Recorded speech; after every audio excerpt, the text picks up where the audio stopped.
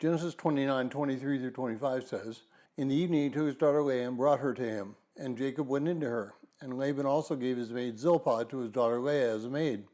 So it came about in the morning that, behold, it was Leah. And he said to Laban, What is this you have done to me? Was it not for Rachel that I served with you?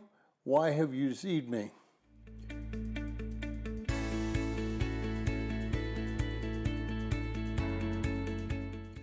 Well, if you're joining us in reading through this 90-day reading plan, today's reading is Genesis 28:10 through 29:35, and I encourage you to read that passage. Now, the saying, "what goes around comes around," pretty well plays into the story.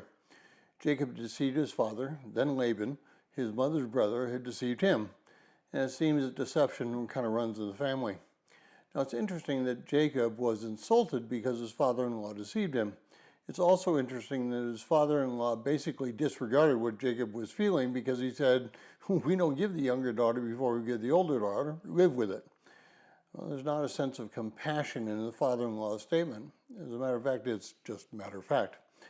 Why then are we surprised when we deceive people that we also fall into deception? Why is it that we don't recognize deception is the first sin? The serpent deceived Eve. Eve deceived Adam.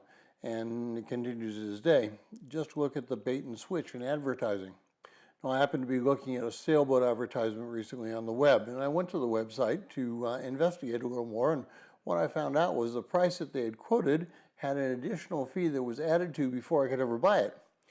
And car dealers are notorious for advertising one car and then trying to pass off another. Deception is all around us. But if you are a deceiver, how will you tell others about Christ? If people know you as a deceiver, won't they also see Christ as a deceiver and a liar? If they see you cutting corners, will they also see Christ as cutting corners? 1 Peter chapter 3 tells us that we display Christ through our lives, not necessarily through what we say. James agrees with that when he writes in chapter 2 of his book that our works will display our faith. We're called to be honest. We're called to be holy. We are called to say what we mean, and when our actions are contrary to what they're supposed to be, Christ is dragged through the mud.